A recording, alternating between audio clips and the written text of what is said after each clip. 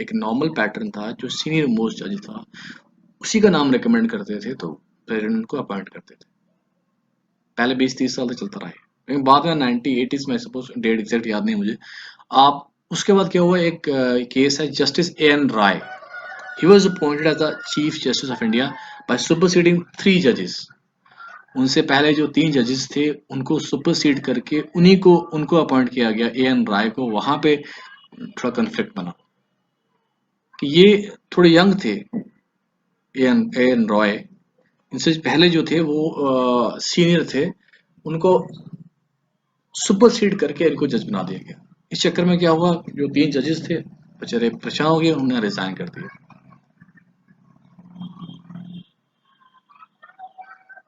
बाकी आप केस पढ़ लेंगे आप स्लाइड में। आप जैसे रिजाइन हुआ तो 1981 में इंपॉर्टेंट एक जजमेंट आई, फर्स्ट जजेस केस जो बना SP Gupta versus union of India. उन्हें पूछा क्या कंसल्टेशन मीन कंकरेंस है? सपोज एक प्रेसिडेंट कंसल्ट करते हैं जज सुप्रीम कोर्ट के डिस्टिंग्विश्ड यूरिस्ट से, उनको कंसल्टेशन जब एडवाइस मिलती है उनसे, क्या ये बाइंडिंग है? क्या प्रेसिडेंट को ये माननी ही माननी है? ये सुप्रीम कोर्ट के पास क्वेश्चन गया, तो वहां सुप्रीम कोर्ट ने कहा कि नो, बाइंडिंग नहीं है। याद रखें आप, एसपी गुप्ता के टाइम सुप्रीम कोर्ट ने कहा जो एडवाइस टेंडर की जाएगी सुप्रीम कोर्ट के जजेस की प्रेसिडेंट के ऊपर सीजीआई को अपॉइंट करने के लिए या फिर सुप्रीम कोर्ट के बाकी जजेस को अपॉइंट करने के लिए, वो बाइंडिंग नहीं है, सुप्रीम कोर्ट उसको ओवररूल कर सकता है। लेकिन इससे उसके बाद दोबारा एक और केस आया, सेकंड जज case, SCARA, supreme court advocate on records, 1993 में। इसमें उन्होंने कहा क्लियरली कि नहीं, पहले हमने सुप्रीम कोर्ट ने जो रूलिंग दी थी उसको उन्होंने रिवर्स कर दिया। उन्होंने कहा कंसल्टेशन जो है, it's a integrated participatory and consultative exercise.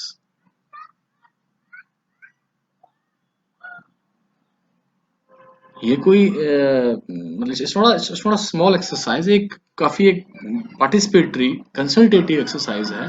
तो वहां पे उन्होंने कहा कि ये अगर आप जजेस से कंसल्ट करेंगे, तो अगर वो एडवाइस टेंडर करेंगे तो वो एडवाइस आप ये मत सोचें कि कोई एक जज दे रहा है, वो एक कोलिजियम दे रहा है, एक कोलिजियम दे रहा है। जो कोलिजियम होगा वो it's a institution itself. Collegium में कौन होगा? सीजीआई, पहला सीजीआई था वो होगा, प्लस 2 सीनियर मोस्ट जजेस ऑफ द सुप्रीम कोर्ट। जैसे मैं हूँ सीजीआई, मैं पहले अगर मेरी जब बाद एक और नेक्स्ट सीजीआई आने वाले हैं, chief justice of India, president पहले मेरे पास आएंगे, मैं अकेला नहीं दूंगा एडवाइस, मैं साथ 2 सीनियर मोस्ट जजेस जो होंगे सुप्रीम कोर्ट के उनको साथ बिठाऊंगा, बिठा के फिर जो मैंने आगे नाम देने हैं उनको मैं I put it in a writing. I means we 3 people, the collegium, we all will sit together and we'll put this thing in writing. Means we'll write down all those positives and all those negatives of that person, and then we'll recommend a name to president. Fine, these are the positives of that guy, and these are certain negatives. But overall, by comparing all these points, what we are suggesting that you please appoint this person as a next CGI of India.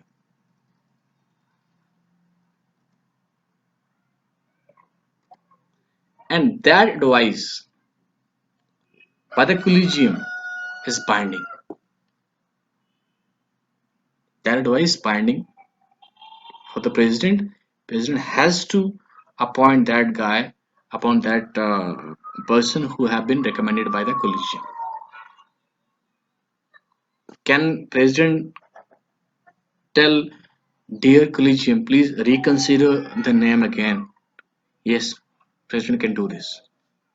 But once been reconsidered by the collegium, if the name comes again, then president has to give assent, president has to appoint that person, right? तो यहाँ पे एक और पंगा आ जाता है, पंगा ये आ जाता है कि 1998 में कहते हैं यार ये क्या पंगा बन रहा है, सुप्रीम कोर्ट के जजेस अपने आप को खुद ही अपॉइंट कर रहे हैं। पहले हमने कहा कि सुप्रीम कोर्ट का जज जो जो एडवाइस जो मांगेगा, कंसल्टेशन मांगेगा प्रेसिडेंट, वो बाइंडिंग नहीं होगी। बाद में मैंने कहा कि बाइंडिंग होगी क्योंकि एक कोलिजियम बनेगा 3 बंदों का, तो उसकी एडवाइस जो है बाइंडिंग होगी। तो फिर हमने कहा, जो एग्जीक्यूटिव जो प्रेसिडेंट ने कहा यार ये तो क्या कर रहे हैं, ये खुद ही अपने आप को अपॉइंट कर रहे हैं, मेरा तो कुछ सही नहीं है इसमें। फिर वहां पे एग्जीक्यूटिव जो थे उन्होंने केस किया सुप्रीम कोर्ट के पास दोबारा से। फिर उन्होंने कहा कि रीअपॉइंटमेंट ऑफ जजेस केस, इसमें कहा उन्होंने कि प्लूरैलिटी ऑफ जजेस, ये नहीं कि 3 बंदे जो हैं कलीजियम बना के वो आपको अपॉइंट देंगे एडवाइस, तो आपको उसी को कंसिडर करना है। इसमें उन्होंने कहा थोड़ा बकेट जो है वाइड कर दी, मतलब जो पहले 3 थे बंदे अब ज्यादा हो गए, सिंपल सी बात है। यहाँ कंफ्यूज करेगा आपको ये, लेकिन थोड़ा ध्यान रखना, पहले बकेट छोटी थी सेकंड केस में, सेकंड जो सुप्रीम कोर्ट का केस था जजेस का, अब इसमें जो रीअपॉइंटमेंट ऑफ जजेस केस में जो पकड़ थी वो पड़ेगी, मतलब प्लूरैलिटी ऑफ जजेस, the most important phrase out है। इसमें क्या हुआ, जो सुप्रीम कोर्ट जो था उसने कहा सुप्रीम कोर्ट के अगर जजेस को अपॉइंट करना है, प्रेसिडेंट को कंसल्ट करना है, किससे, आप लिख लीजिए किससे करना है, सीजीआई से और 4 सीनियर मोस्ट जजेस ऑफ द सुप्रीम कोर्ट। उसमें 2 थे, 4 सीनियर मोस्ट जजेस ऑफ द सुप्रीम कोर्ट, ठीक है। अगर हम सीजीआई को अपॉइंट करेंगे या फिर सीजीआई के जजेस को अपॉइंट या सुप्रीम कोर्ट के जजेस को अपॉइंट करेंगे, हमें कंसल्ट करना है, जो पहले सीजीआई होगा प्रेसिडेंट को कंसल्ट करना है, फिर जो सीनियर मोस्ट 4 जजेस होंगे उनको कंसल्ट करना है। ये किसके लिए, सुप्रीम कोर्ट के जजेस को अपॉइंट करने के लिए। तो वो जो जजेस है वो चाहे वो चीफ जस्टिस ऑफ इंडिया ही क्यों ना हो, सीजीआई को कंसल्ट करेंगे और सीनियर मोस्ट जजेस को कंसल्ट करेंगे। उसके बाद जब अपॉइंटमेंट आएगी हाई कोर्ट जज की, तो वहां पे हम क्या करेंगे, जो प्रेसिडेंट होगा वो हाँ मतलब प्रेसिडेंट कंसल्ट करेगा, किसको कंसल्ट करेगा, सीजीआई को, सुप्रीम कोर्ट वाले को, और 2 अदर सीनियर जजेस ऑफ द कोर्ट, मतलब हाई कोर्ट के, उनको कंसल्ट करके और वो अपॉइंट करेगा हाई कोर्ट का जज। अगर ट्रांसफर होगी किसी जज की एक हाई कोर्ट से दूसरे हाई कोर्ट तक, प्रेसिडेंट कंसल्ट करेगा। ये ध्यान रखना, एक क्वेश्चन आ सकता है प्रीलिम्स में, president shall consult CJI plus 4 senior most जजेस of CJI of supreme court plus 2 जजेस ऑफ द हाई कोर्ट। जहां पे एग्जिस्टिंग है उसके हाई कोर्ट के 2 जजेस, सीनियर मोस्ट जजेस of the supreme court plus CGI, इन्हें कंसल्ट करके इनकी ट्रांसफर होती है। देखिए कितना टफ होता है ट्रांसफर करना, करता प्रेसिडेंट ही है, लेकिन कैसे करता है, चीफ जस्टिस भी आ जाता है उसमें, 4 सीनियर मोस्ट जजेस भी आ जाते हैं, 2 जजेस ऑफ द हाई कोर्ट जहां भी जाने वाला है वो भी सारे के आ जाते, तब जाके ट्रांसफर होती है हाई कोर्ट जजेस की। एक और इम्पोर्टेंट बात रखें, इसमें chief justice hold a virtual veto. अगर ये 4 सीनियर मोस्ट जजेस हैं जो आपको दिख रहे हैं प्रेजेंटेशन, ये 4 सीनियर मोस्ट जजेस हैं और 2 जजेस जो हैं हाई कोर्ट के, अगर ये कहते हैं कि नहीं ये बंदा ट्रांसफर नहीं होना चाहिए, लेकिन सीजीआई कहता है कि नहीं होना चाहिए, वहां भाई इसमें विटो है, इसकी वर्चुअल विटो। लेकिन बाद में थोड़ा सा दोबारा रिव्यू किया गया, इन्होंने कहा नहीं, अगर सीजीआई कहता है प्लस 2 से ज्यादा बंदे जजेस बाकी कहते हैं, तो अब सीजीआई को मानना पड़ेगा। अगर एक कहता है कि नहीं जी, एक कहता है ट्रांसफर नहीं होनी चाहिए, फिर सीजीआई जो है वो उसको ओवररूल कर सकता है, उसके पास एक वर्चुअल विटो है। बट अगर 2 या 2 से ज्यादा कहते हैं कि इसके ट्रांसफर वहां से यहाँ नहीं होनी चाहिए, तब जो उसकी विटो है वो खत्म हो जाएगी। दैट मीन्स उसके पास एक विटो है but it's a qualified veto that can be overridden. Question criticism आता है, क्यों भाई ये क्यों अपॉइंट कर रहे हैं, कोलिजियम अपने जजेस खुद ही अपॉइंट कर रहे हैं अपने आप को। वहाँ पे सुप्रीम कोर्ट कहता है कि यार इनके पास लीगल नॉलेज है, एक्सपर्टीज चाहिए इसमें, तो इनके पास ज़्यादा एक्सपर्टीज है, कौन कैसा है, कौन अच्छा है, कौन नहीं है, और एक अपॉइंटमेंट प्रोसेस जो है जल्दी हो जाएगी। और इन्होंने ये भी कहा कि जो वैकेंसी जो है वो हमेशा जुडिशरी की वैकेंसी फिल करने के लिए जुडिशरी से ही स्टार्ट होना चाहिए प्रोसेस, उसको फॉर्म आपको वहीं लगाना चाहिए, जुडिशरी में लगाना है, सारे के सारे जुडिशरी ही ओवरलुक करेगा उसको।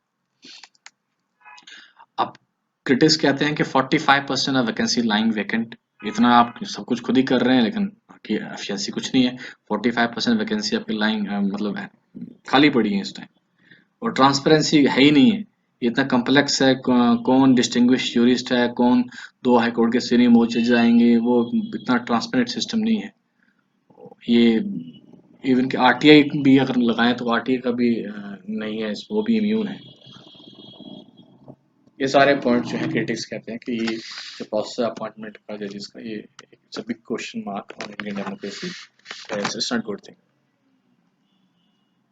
एक और इम्पोर्टेंट है प्रेजेंटेशन मैंने आपके लिए बनाई है, सुराज इंडिया ट्रस्ट 2010 का केस है, इसको आप विकीपीडिया से पढ़ लीजिए। इतना इम्पोर्टेंट नहीं है बट स्टिल कुछ बनते हैं जिनको ज़्यादा ही मतलब नॉलेज लेनी है, अगर डीप जाना है तो इसे आप पढ़ लीजिए।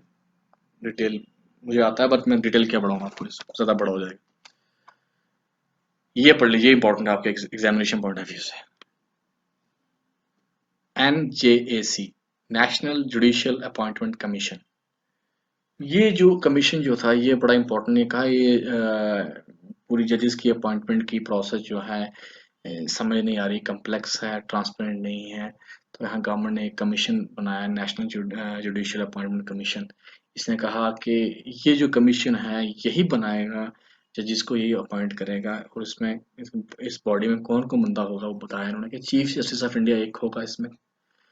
दूसरा इन्होंने कहा कि जो सीनियर जजेस हैं सुप्रीम कोर्ट के वो भी होंगे। तीसरा उन्होंने कहा लॉ मिनिस्टर, जो लॉ